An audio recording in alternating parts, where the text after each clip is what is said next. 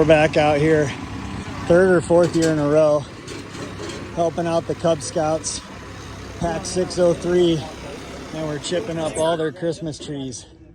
And they bring them, collect them from people in the community for a donation.